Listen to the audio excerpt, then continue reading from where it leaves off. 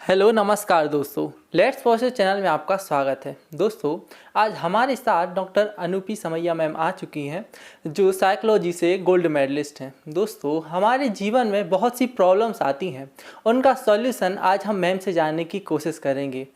नमस्ते मैम। नमस्ते, धन्यवाद अमित। सभी को मेरा नमस्कार। जी मैम, कुछ ऐसी प्रॉब्लम्स हैं जिसका मैं सॉल्यूशन आपसे जानना चाहता हूं। जैसे मैम, एक बिल्कुल नॉर्मल क्वेश्चन है कि आज के समय में ओवर थिंकिंग बहुत ज़्यादा बढ़ गई है।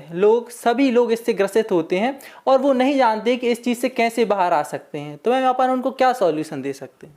बहुत अच्छा प्रश्न है अमित आपका। और ओवर थिंकिंग की बात हो रही है कि ओवर थिंकिंग क्यों होती है। निश्चित रूप से ज़्यादा, जिसको अपन ओवर, किसी भी चीज़ की अति की जिसकी अपन बात करेंगे, चिंता जरूरी है, चिंतन जरूरी है, पर ज़्यादा चिंता, है ना, ओवर ज़्यादा सोचना क्यों हमारे लिए नुकसानदायक हो सकता है।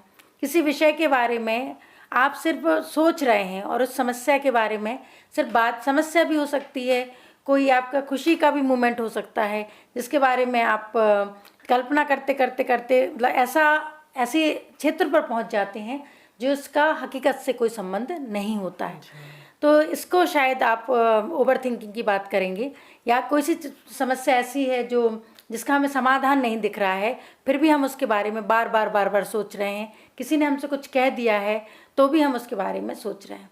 तो सबसे पहले हमें समझना होगा कि समस्या क्या है, हम क्या मुद्दा है जिसकी वजह से हम बार बार उसी विचार को बार बार हमारे मस्तिष्क में आ रहा है। तो पहले हमें समस्या को समझना होगा कि समस्या क्या है। उस समस्या को समझने के बाद फिर जब हमारे पास स्टार्टिंग में जब कोई हमारे पास समस्या आती है तो हम उस समस्या का कोई समाधान दिखता नहीं है दूर दूर तक। तो पहले तो उसके लिए तो जब चिंता आती है तो चिंता तो थोड़ी मात्रा में ठीक है, घंटे भर 2 घंटे के लिए, लेकिन वो चीज़ 2 दिन 4 दिन 10 दिन महीनों से यदि हम वो चिंता में डूबे हुए हैं तो हमारे सारे कार्य प्रभावित होते हैं। फिर हम आप जब ज़्यादा चिंता में रहते हैं तो हमारे मतलब शारीरिक रूप से तो हम परेशान हैं, शारीरिक रूप से भी परेशान होते हैं, क्योंकि हमारा जब मस्तिष्क ठीक से काम नहीं कर रहा है तो उसका प्रभाव सीधा हमारे शरीर के ऊपर पड़ेगा। और जैसे ही हमारे शरीर पर प्रभाव पड़ेगा, मस्तिष्क पर प्रभाव पड़ा है, तो निश्चित रूप से हमारे से जुड़े हुए जो लोग हैं, हमारा कार्यशैली है, हमारे चाहे विद्यार्थी हों, चाहे शिक्षक हो, चाहे डॉक्टर हो, चाहे कोई भी किसी भी फील्ड का व्यक्ति हो, वो सारे लोग प्रभावित होंगे। जी हाँ। तो ये बात हो गई कि पहले हमें समझना होगा कि समस्या क्या है, उसके पीछे छिपा कारण क्या है और हम क्या कर सकते हैं। कुछ समस्याएं ऐसी भी होती हैं जिनका तात्कालिक समाधान नहीं होता, तुरंत नहीं समझ में आता। तो हमारा यही होता है कि जिस समय पर हमें लगता है कि हम ज़्यादा सोच रहे हैं, उस समय पर ऐसे टास्क पूरे करें जो आपके अधूरे हैं। जैसे कि आपने, एक सिंपल सा एग्जाम्पल मैं दे रही हूँ कि आपने बहुत दिन से अपनी बुक्स सेल्फ नहीं जमाई है, तो आप उसको जमा लीजिए। यदि आपने कपड़े आपके इधर उधर पड़े हुए हैं, आप व्यवस्थित कर लीजिए उनको। तो उस समय पर जो आप माइंड में चल रही हैं चीज़ें, वो बंद नहीं हुई, लेकिन आपका थोड़ा सा ध्यान दूसरी जगह पर लग गया है। कुछ चीज़ें ऐसी हैं कि आपने, कोई काम है ऐसा है कि बहुत सारी मतलब आपने कहीं कहीं कुछ नोट करके रखा है, जीवन में कुछ अच्छा लगा आपने नोट कर लिया, या कुछ मोबाइल पे भी कोई चीज़ अच्छी लग रही है आपने स्क्रीनशॉट खींच के रख लिया, उनको कलेक्ट करके एक डायरी में दे दें। अब उस समस्या पर आप विचार करें कि इस समस्या के लिए हम चिंता कर रहे हैं, तो उस के लिए हो सकता है कि उसके लिए हम ओवर थिंकिंग कर रहे हैं, पता चला कि उन्होंने कोई दूसरे इंटेंशन से वो बात कही हो, वो आपके लिए कही ना हो। अगर टीचर ने डांट दिया, क्लास के बीच में डांट दिया बच्चे को, तो बच्चे को लगा कि उनने हमारी इंसल्ट कर दी, उनने हमारे साथ में ऐसा कर दिया, लेकिन उनका इंटेंशन ही ना हो, वो खुद परेशान हो किसी समस्या से, और उस समस्या का, चूंकि आपने उस समय पर वो प्रश्न पूछ लिया और नाराजगी आप पर निकल आई, उनका कोई प्रयोजन नहीं था कि उस बच्चे की इंसल्ट करें। तो कई बार हमें समस्या को समझना, समस्या के कारणों को समझना, तो इस तरीके से पता चला कि हम जिस चीज़ के लिए परेशान हो रहे हैं, उनने हमें गले लगा लिया, वो हमसे बहुत अच्छे से बात करने लगे। तो इसलिए किसी चीज़ पर ओवर थिंकिंग के पहले हमें विचार करने के लिए, क्योंकि अब हमारा मस्तिष्क खाली नहीं है, तो हम कुछ दूसरे टास्क कर लें कुछ समय तक। मान लीजिए आपको पढ़ाई में बहुत पढ़ाई कर ली, आपने 2 घंटे आपका पढ़ाई कर रहे हैं, फिर मन नहीं लग रहा तो छोड़ दो ना उसको। क्यों, मतलब कुछ काम अगर तुरंत हमें फलदायी नहीं है, कुछ समय के लिए, ऐसा नहीं है कि बच्चे को पढ़ना छोड़ देना चाहिए, कुछ समय के लिए छोड़ के कुछ दूसरा कर लें, फिर उसके बाद फिर जुड़ जाएं आप। जब आपका मन नहीं लग रहा है, बार बार दूसरी चीज़ें आ रही हैं, तो इसलिए कहते हैं कि स्ट्रेस को दूर करने के लिए आपने कुछ म्यूजिक सुन लिया, थोड़ा सा आपने अपनी धुन में, कोई ज़रूरी नहीं कि बहुत अच्छा डांस कर पाए, बहुत अच्छे स्टेप डाल पाएँ आप, कुछ डांस कर लिया, कुछ फिल्म देख ली, कुछ भी कर सकते हैं आप। भले ही आप 3 घंटे की फिल्म ना देखें, आधा आधा घंटे का आप शो कर सकते हैं। तो बहुत सारी चीज़ें हैं जिसके आधार पर, लेकिन ओवर थिंकिंग में कभी भी बच्चे को, बड़ों को कभी भी एक जगह लेटे नहीं रहना है, एक जगह बैठे नहीं रहना है ना। क्या होता है कि आप लेटे रहते हैं, बैठे रहते हैं, टेंशन में पड़े रहते हैं, तो और ज़्यादा चिंताएं आपको घेर लेती हैं। तो इसको अपन को समझना होगा। और हर व्यक्ति के अंदर दोनों चीज़ें हैं, पॉजिटिव भी है और नेगेटिव भी।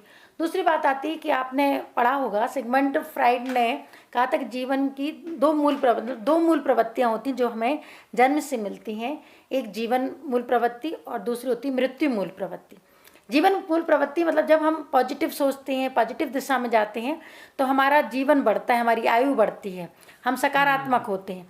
और जैसे ही हमें लगता है यार हमारा कुछ नहीं हो सकता, हमारा हेल्थ इशू हो गया, मेरे साथ ही ऐसा क्यों हुआ, तो जब हम नेगेटिव चीज़ें सोचना शुरू कर देते हैं कि हमारा कुछ नहीं होगा, वही फर्स्ट आता है, मैं फर्स्ट नहीं आती, तो ऐसा यदि हम बार बार सोचेंगे तो हम मृत्यु की तरफ जाते हैं। तो ये सिगमंड फ्राइड ने कहा। और फिर उसके बाद दूसरे मनोवैज्ञानिक आए, मैकडूगल, उन्होंने कहा कि बहुत सारी मूल प्रवृत्तियों पर चर्चा हुई, लेकिन लास्ट में उन्होंने 14 मूल प्रवृत्तियाँ बताई।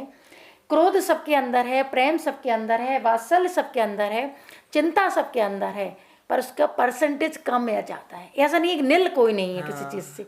तो हमें उन पे बैलेंस करना है कि भाई अभी ये समस्या का हमारे पास समाधान नहीं है, लेकिन अभी जो हम कर रहे हैं वो काम भी छोड़ देंगे तो समस्या तो और बढ़ी जाएगी ना। जी बिल्कुल, है ना। जो हम कर रहे हैं वो भी नहीं कर पाएंगे। हम सोचे हम 1 लाख रुपए कमा लें, तो अभी जो 10,000 कमा रहे हैं वो ही छोड़ देंगे, उसी पे ढंग से काम नहीं करेंगे तो वो भी जाएगा, और 1 लाख तो दूर की बात है। सही। तो पहले जो टास्क हमारे पास है, जो हमारी जिम्मेदारियां हैं, बच्चे को, विद्यार्थी की जिम्मेदारी कि वो अच्छे से अध्ययन करे, खेले कूदे, है ना, माता पिता की थोड़ी मदद करे, उसकी जिम्मेदारी है। माता पिता कर्तव्य कि अपने बच्चों का पालन पोषण करे, अपने बड़ों की सेवा करे।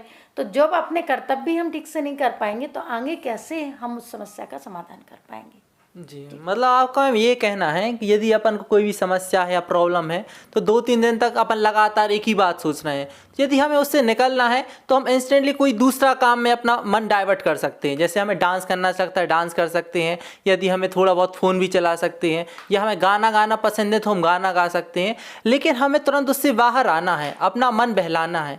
यदि हम अपनी समस्या पर ध्यान केंद्रित करे रहेंगे तो हमारा जो मन है और समस्याएं निकालता जाएगा। यदि हम अपना मन डाइवर्ट करके सॉल्यूशन पे करेंगे तो और सॉल्यूशंस निकलते आएंगे। हाँ बिल्कुल अमित, ऐसा ही है। क्योंकि अगर हम समस्या पर, जब तक हमारा मस्तिष्क शांत नहीं होगा तो समस्या पर जब हम चिंतन ही नहीं कर पाएंगे, चिंता करेंगे तो चिंतन जहाँ नहीं होगा तो समस्याओं का कई पहलू दिखेंगे कि हाँ हम ऐसे भी कर सकते हैं।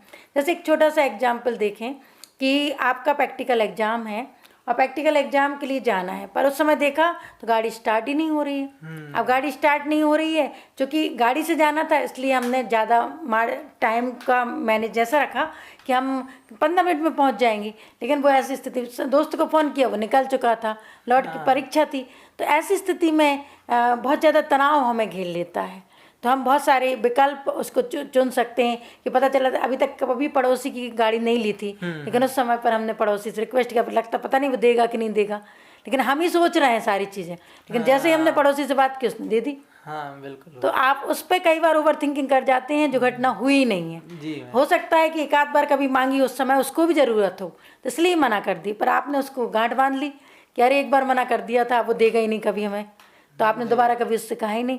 क्योंकि उनको बताया कि आज हमारी परीक्षा है और इसका कारण हमें जाना है, तो उनको वो समझ में आया, उनका भी काम था कि उन्होंने कहा कि आपको ज़्यादा ज़रूरत है, आप ले जाइए, या हम छोड़ दे रहे हैं। जी मैम। तो ऐसा भी होता है। तो ओवर थिंकिंग में अब एक बार कभी कोई मदद नहीं कर पाया तो आप उसको बात लेके बैठ गए कि नहीं उसने नहीं की, वो उसका व्यवहार सही नहीं है, उसके पीछे क्या कारण था। जब तक हम कारण क्यों मना किया, ऐसा नहीं है कि हर बार आदमी मना, हम भी कई चीज़ों को मना कर देते हैं, लेकिन कभी व्यक्ति की कोई समस्या हो सकती है इसलिए भी मना कर दिया गया है। तो अगर ओवर थिंकिंग करेंगे तो एग्जाम ही देने नहीं जा पाएंगे। लेकिन मदद 2 पड़ोसी से मांगी, एक ने कर दी मदद, 4 लोगों से अपन लिफ्ट मांगते हैं, रास्ते में बच्चे खड़े रहते हैं यूनिवर्सिटी की घाटी के नीचे, लिफ्ट मांगते हैं पर सब नहीं देते हैं, पर कुछ लोग दे भी देते हैं। जी, है ना, ये बात है। तो जैसा कि दोस्तों अभी हमने मैम से जाना कि जो ज़्यादातर ओवर थिंकिंग होती है वो काल्पनिक होती है, जिसका रियलिटी से दूर दूर तक कोई नाता नहीं होता। तो दोस्तों मैं उम्मीद करता हूँ कि ओवर थिंकिंग के बारे में आपने बहुत कुछ समझ लिया होगा और ये भी जान लिया होगा कि हम इसे कैसे रोक सकते हैं। तो दोस्तों हम मिलते हैं नेक्स्ट वीडियो में, देखने के लिए बहुत बहुत धन्यवाद।